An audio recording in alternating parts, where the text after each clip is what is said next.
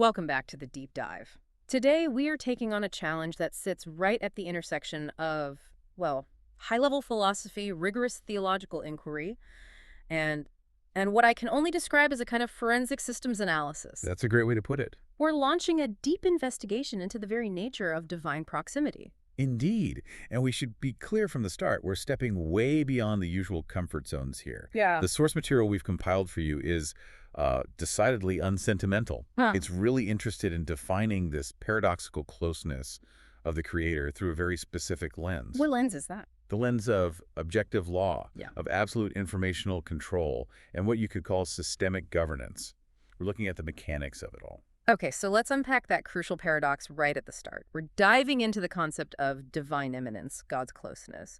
But we have to hold that in an absolute non-negotiable tension with the concept of transcendence. God's absolute otherness. Exactly. And that right there is the central logical problem our deep dive has to resolve. Precisely. For you listening, the logical nod is this. How can a creator, who is defined as, and this is key, nothing like us, existing entirely beyond the constraints of space, time, and matter? The very definition of transcendent. The very definition.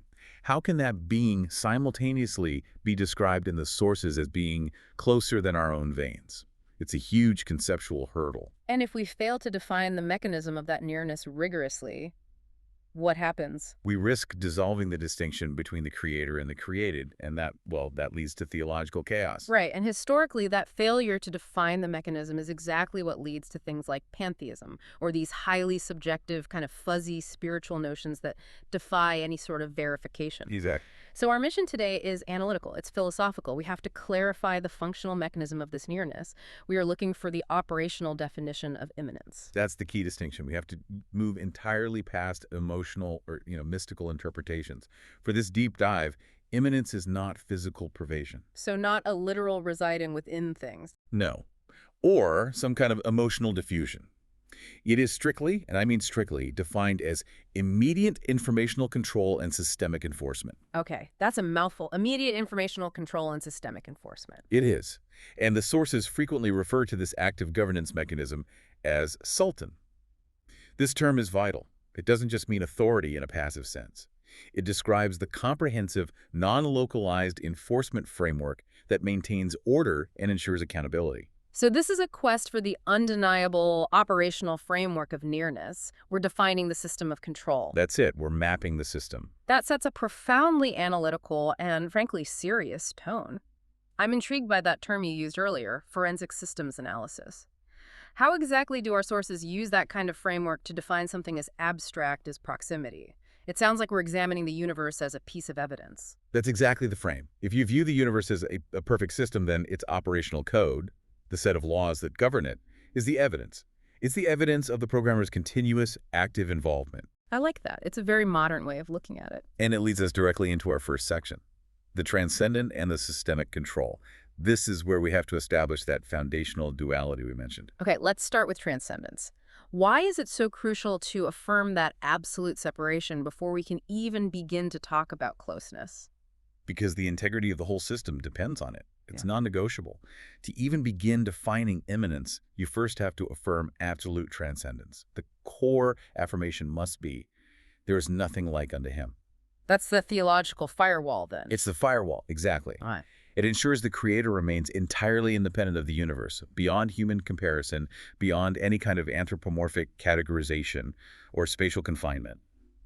He is not a physical being that occupies space, period. And I suppose if the creator were physically merged with creation, wouldn't that instantly dissolve the authority of the lawgiver? It would have to. I mean, if the source of the law is bound by the same physical constraints as the entities receiving the law, the system just collapses, doesn't it? Precisely. If the creator were spatially located or, physically constrained, he would be mutable. He'd be subject to the laws of entropy and decay that govern creation. The coherence, the permanence, and the authority of the divine laws all depend on this rigorous rejection of physical merging. Of pantheism. Of pantheism. Yeah. The lawgiver must, in his essence, stand outside the law to enforce it universally and immutably. So we established the essence is wholly transcendent, but here's the dynamic part. While separate in essence, his will is functionally immanent.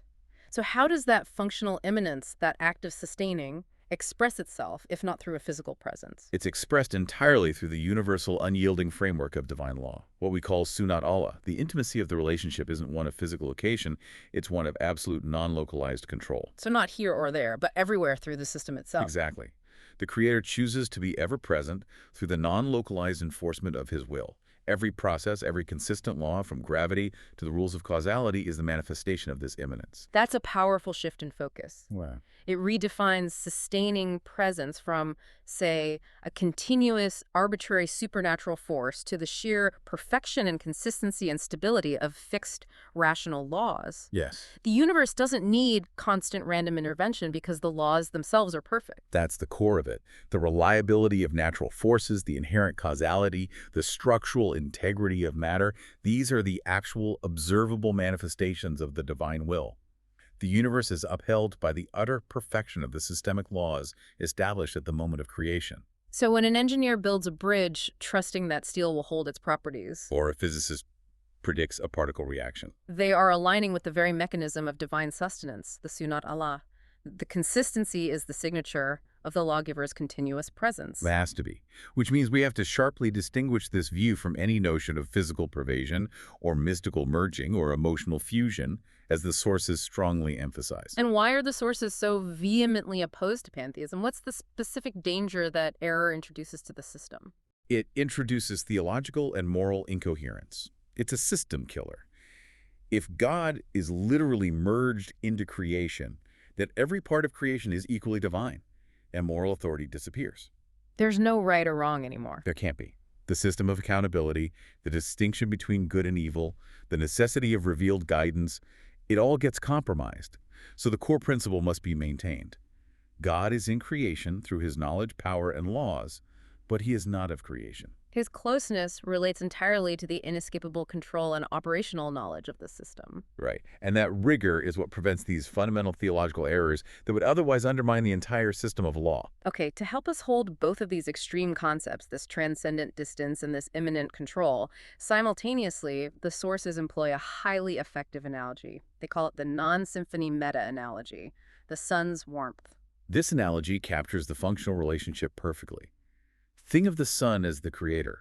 The sun is spatially distant, 93 million miles away? It is transcendent, it's non-physical to us in a direct sense, existing independently in the void. Yet its warmth, the sustaining force, the power, the necessary light and gravity is inside your very skin right now. It's making life possible. It's dictating weather patterns, driving photosynthesis. That power, that immediate effect, that functional omnipresence is the immanence.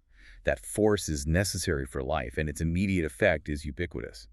But, and this is the key, the sun itself is not physically merged into the planet's substance. Nor is it constrained by the space it illuminates. Exactly. The critical realization is that the source is separate, but its governing law and power are ubiquitous and non-localized.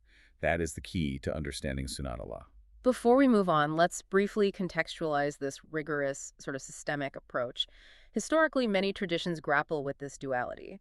How does this law-based view compare to how other major traditions define proximity?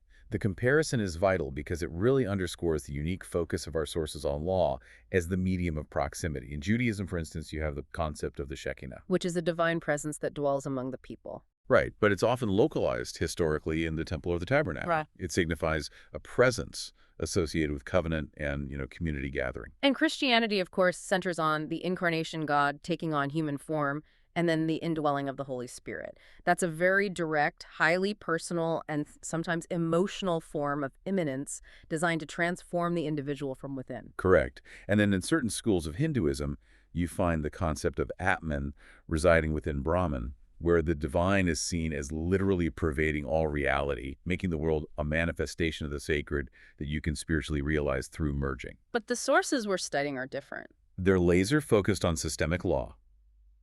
The divine presence is found in the perfect, non-localized enforcement of universal rational rules, not in a physical or localized indwelling. It's conceptual, informational, and organizational. It emphasizes rational engagement with the system over any kind of mystical fusion. That distinction clarifies why the next section is so important.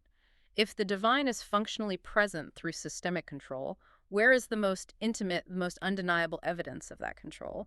That takes us to section 2. Where we get into the most potent metaphor for this informational control. Habl al-Warid, the proximity of data and consequence, found in Surah Kaf. This is where the concept moves from abstract philosophy to, as you said, forensic reality. It's an analysis of the human psyche and anatomy. The text states, "And we have created man, and we know the whispering that goes on within his mind, for we are nearer to him than his Vena Cava." Let's analyze that anatomical vitality first. The terminology is incredibly specific. Habl al-Warid, meaning the rope or vessel of the major vein. Why choose a physical vessel to describe a non-physical proximity? The selection is strategic. It's all about absolute life function. The sources noted a debate over the precise anatomical reference. Early scholars often understood it as the jugular vein. Why the jugular? Because of its prominent, pulsing location, it's the most visible and immediate sign of life. Right there beneath the skin, you can feel it easily. But the Vena Cava interpretation, which seems more common in modern sources, takes that functional vitality even deeper, doesn't it? Literally deeper. Yes. The Vena Cava is arguably the most functionally vital vessel in the body. It's the direct gateway of deoxygenated blood returning to the heart. It's absolutely central to the operation of the entire human biological system. If the Vena Cava stops functioning, life ceases almost immediately. Instantly. So whether it's the immediate sign of life, the jugular, or the absolute functional lifeline, the Vena Cava, the conclusion is the same. This proximity is qualitative. It is more essential and more intrinsic than the body's own physical lifeline. It's a statement of total awareness and absolute immediate necessity. So it's not just that the creator is near the vein. The nearness is defined as surpassing the vitality of the vein itself. And this proximity is what enables the next statement, immediate informational control. And this is the pivot point. We move from biological analysis to information science. That nearness means knowledge of the human being is instantaneous and total. The text specifically mentions knowing the whispering that goes on within his mind, or as some sources put it, all the intricacies of his thought process. So a thought happens, and the knowledge of that thought happens simultaneously. There's no latency, no delay, and certainly no limitation. None. And this includes the subtle inner conflicts of the human psyche. The system registers the full complexity of our internal reality, even the two conflicting demands in his mind, pulling him apart. That's an incredible level of detail. This immediacy is absolutely critical for establishing the mechanism of divine justice. If the knowledge had any latency, even a microsecond, the system would be imperfect. This zero-latency informational control confirms that the divine system of accountability is based entirely on intent and motive, not just visible external action. So every flicker of internal conflict, every unexpressed intention, is fully documented by the system. The proximity, defined as total simultaneous awareness, is what makes precise, perfect justice even possible. that level of inescapable, continuous documentation leads us directly to the concept of the ever-vigilant watcher mentioned in the following verses.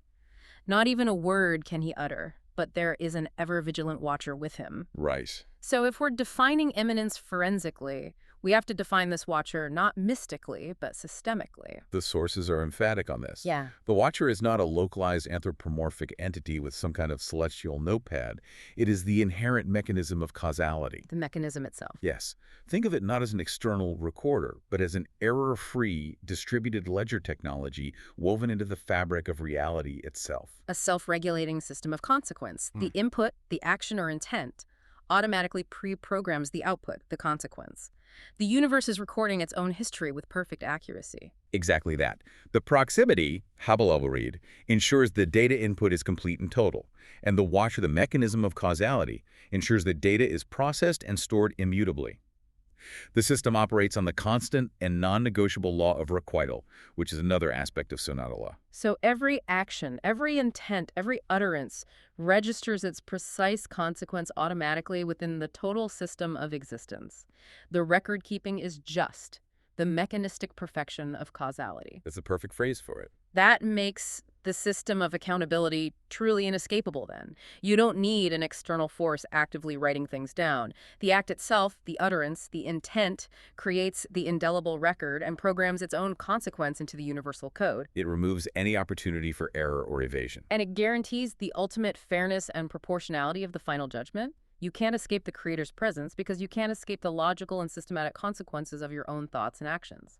The divine law is perpetually active, continuously documenting the intricacies of our conduct to ensure a perfectly just and proportionate outcome. This seamless, non-local, error-proof system of accountability is the ultimate expression of Sultan systemic control.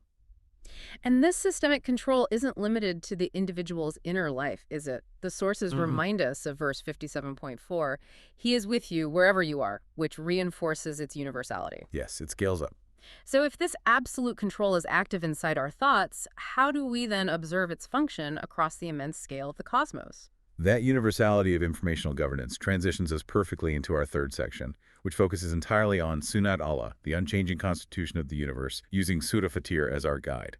Right. This section defines immanence not just as knowledge, but as absolute, predictable reliability across the entire cosmos. Reliability. That's the core thesis of this segment. The powerful declaration is, no change you'll ever find in the laws of God, and no deviation you will ever find in the laws of God. This is the foundational principle upon which existence rests. Absolute predictability. Exactly. This statement is profoundly rational. The true marvel of immanence, then, is the flawless, continuous operation of these fixed systems. That is the proof of continuous, active maintenance by the transcendent source. It has to be. If the laws could be arbitrarily suspended, if, for instance, the speed of light changed on a whim or gravity failed for an hour, there would be no Sunnat Allah. There would only be chaos. The universe would be non-rational, and human planning, whether in engineering, science, or morality, would be rendered completely futile. You couldn't build anything. You couldn't predict anything. The constancy is the active, sustaining presence. So the stability that allows us to build a skyscraper or predict an eclipse or even just plan for our future is not simply natural in a passive sense. It's the manifestation of active divine governance through system maintenance. That's right. It proves that the Creator is not merely interested in initial creation, but in continuous, non-deviating sustenance. This unwavering constancy is the only basis upon which true knowledge, science, and moral growth can be built. You have to be able to trust the input-output relationship. Which is why the subsequent verses offer a direct challenge to false authority. It demands an empirical basis for belief. The challenge to those who set up partners: show me what they created of the earth, or have they any share in the heavens?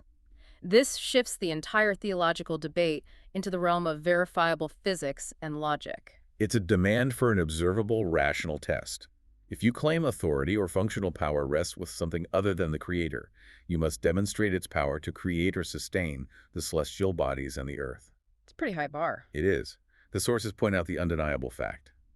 The only power that can uphold the cosmos, ensuring they deviate not from their course, is one whose sultan is universal and immutable. The rejection of false partners is fundamentally a matter of cosmology and logical consistency, not just a matter of faith. And if the physical laws are immutable, the sources insist that this same concept of unchanging law has to apply equally to human history and societal fate. We are instructed to roam the earth to see what happened to those before them. And that instruction is not sentimental. It's not a history tour. It is an invitation for historical and sociological inquiry. A scientific investigation. A scientific investigation into history. It confirms that the rise and fall of nations is not due to arbitrary, capricious divine wrath. It is governed by discernible, fixed socio-economic laws. This is the moral dimension of Sunnat Allah. Tell us more about these socioeconomic laws. If the law of gravity governs physics, what are the comparable laws governing society? They are laws of causality related to collective human action.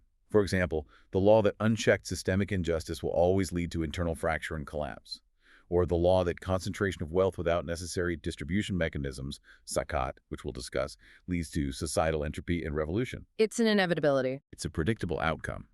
When a society engages in evil schemes and arrogance in the land, violating fundamental principles of justice, the resulting decline is the inherent natural decay built into the divine order.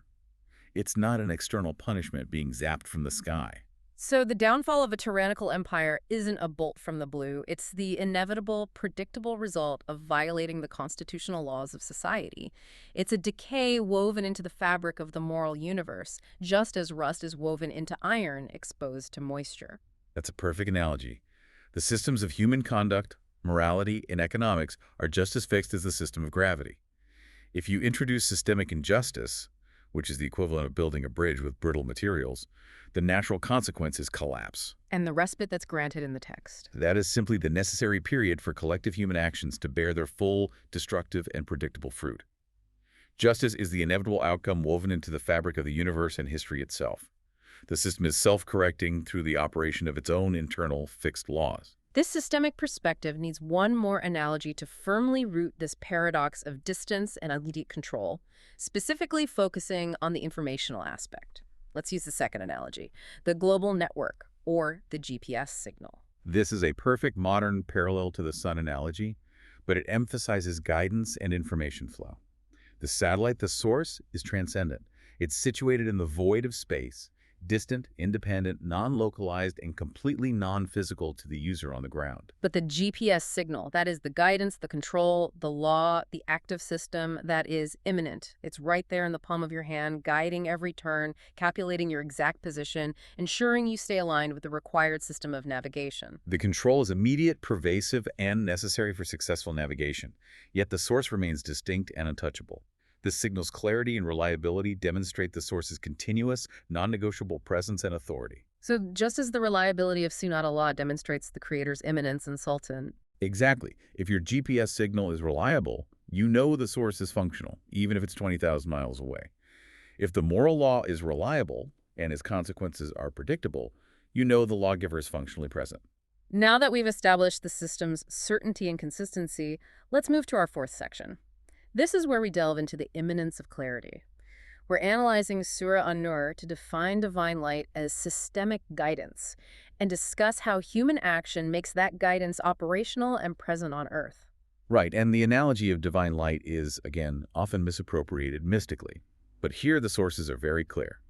The divine light is synonymous with the divine system. It is the revealed law and the wisdom, the hikmah, that underpins it. It is not a physical emanation or some substance you can touch. So the light is a description of the perfect clarity, certainty, and comprehensiveness of the guidance. It's what illuminates every shadow of ignorance and makes truth accessible to the seeking intellect. Precisely. And the metaphor itself is incredibly rich. It uses the image of a splendid lamp kindled from a blessed source, an olive neither the east nor of the west, shining with boundless radiance. This specific phrasing is crucial. What does it mean for the source to be neither of the East nor of the West? It's the definition of universal and self-sufficient. It means the divine law is unconfined by human geographic, temporal, cultural, or political limitations. An olive tree dependent on the sun rising in the east or setting in the west is local and time-bound. It's dependent on external factors. Exactly. A source that is neither of the East nor of the West is inherently true, universal, and self-sustaining. It is, as the text says, light upon light, certainty built upon certainty. And accessibility is defined by conscious choice, which reinforces human agency. This light is only accessible to anyone who seeks guidance. Yes. Guidance is not forced. It's a consistent system available to those who make the rational effort. Those who exert the conscious, striving effort to live uprightly will find the path illuminated. This light, this active system of guidance, is God's primary immanent action toward humanity, providing the clear, organized instruction manual for alignment. The sources then shift our perspective outward, moving from individual effort to the cosmic analogy for systemic immanence, what's called the salat of nature. This is a powerful idea of universal adherence to the law. We're told that all beings in the heavens and earth glorify, and the birds, with their wings outspread, all of them know their salat and tasbih, mission and strife. Their worship is not ritualistic in the human sense of bowing or prostrating, is it? I mean, if the mountains and stars glorify, how does that work systemically? Their worship, or their salat, is their inherent, perfect adherence to the immutable, divinely programmed laws imprinted upon them. Their salat is their prescribed function, the orbit of the planet, the chemical properties of an element. So their function is their worship. Yes. And their tasbih is their strife or effort to fulfill that function perfectly, operating without deviation. Every creature, every star, every physical force is perfectly aligned with its cosmic programming, an irrefutable, continuous sign of the pervasive law. This perfect alignment in the physical cosmos brings us to the crucial pivot point, immanence manifested in society. If the cosmos perfectly adheres to Sunnat Allah, how does this light, this systemic guidance, become operational and present on Earth, among mutable human beings. It glows in houses that God has caused to be exalted. These houses are active, striving communities whose members understand that aligning with the divine system requires continuous, functional effort, not just passive belief. These are communities whose inhabitants are neither diverted by business matters nor sail from their commitments. Right, and their commitment is to consolidating the divine system. The light becomes physically tangible through the practical implementation and external validation of the law. And the sources highlight one manifestation in particular that demonstrates system alignment, setting up the economic order of Zakat in society. And Zakat is cited not merely as charity, but as a systematic distributive mechanism, a foundational socio-economic law. That is critical. It moves the discussion from abstract theology to verifiable economics. Zakat acts as the imminent proof of a guided society. The resulting peace, order, stability, and functional justice are the external validation of aligning with the law. Absolutely. You can empirically measure the success of aligning with divine law by the resulting societal order, which is driven by a functional, just economic system like Zakat. Where the law is implemented correctly, chaos decreases and predictable, sustainable order flourishes. The immanence is proven by observable, functional reality. This light is certainty, and certainty produces a viable, flourishing system of governance. Conversely, the fate of those who reject the message confirms the inevitability of this law of requital. Their deeds are contrasted with images of misdirection and profound loss. They are like a mirage in the desert, or total darkness in a deep ocean. They fail because they align with falsehood. The mirage, a promise of water that is functionally non-existent, and chaos, the darkness, a total lack of navigational information. They are systemically misaligned. Totally. These are the inevitable natural consequences of rejecting the organized, systemic light of guidance. They find nothing but the inescapable laws of requital to pay them their due. In essence, they suffer the consequences of violating Sunnat Allah. The system doesn't need to arbitrarily seek them out. They naturally succumb to the decay and systemic failures built into the chaotic systems they chose to follow. The system is active and inescapable, even in their ultimate failure. The light, the divine law, is inherently present and available to illuminate every shadow of ignorance, guaranteeing order in the universe and consequence for humanity. We've covered a lot of ground. The duality of transcendence and immanence, the informational proximity of the Vena Cava, the absolute reliability of cosmic and social law, Sunnat Allah, and the clarity of guidance. Now, let's bring it all together in our final synthesis. Okay. We've established a comprehensive and, I think, very analytical definition of immanence. It is the absolute certainty of control and knowledge, what we've been calling Sultan. This ensures that accountability is inevitable because the system, the Sunnat Allah, is perfectly efficient and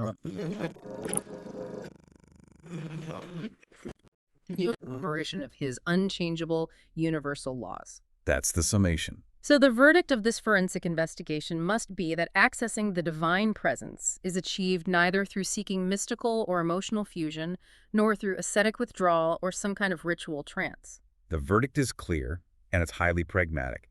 Access to the reality of the divine presence is achieved by actively aligning with the law. That's it. How does one do that? You engage directly with God's immanent reality whenever you ponder the logical structure of the guidance, or when you scientifically observe the laws of nature as irrefutable signs of his consistent presence, or simply when you obey moral imperatives because you understand the causality they invoke. And crucially, the experience of divine presence is validated externally, objectively. Yes, it's the peace, the order, the success, and the functional development that follow when an individual or society fully aligns their actions and decisions with this universal consistent system. The system proves itself through successful operation. This systemic perspective really does remove a lot of theological ambiguity. It elevates the need for intellectual engagement. It has to. The signature of the infinite lawgiver is indelibly inscribed even in the minutest details of existence and conduct. The relationship is dynamic, defined by responsibility and certainty. You are guaranteed consequences because the system is active, continuous, and non-local.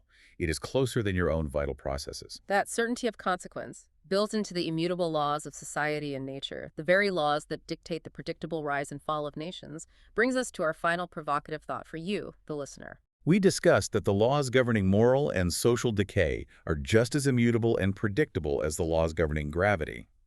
If this systemic control, this sultan, is actively at work in the world, ensuring that Evil schemes engulf their designers. This raises a crucial, observable question for reflection. Given the historical record governed by Sunnat Allah, what specific, observable, predictable historical and social consequences? What societal stress points? What signs of systemic decay? What economic imbalances are already registering in our world today, proving that the immutable law of requital is actively, inevitably at work right now? The evidence of immanence isn't found in a temple or in a trance. It's found in the logical structure of reality and the observable consequences of human actions. Look around. The system is running, and its data points are irrefutable. Something to ponder deeply and perhaps something to act upon. Thank you for joining us on the Deep Dive. Until next time.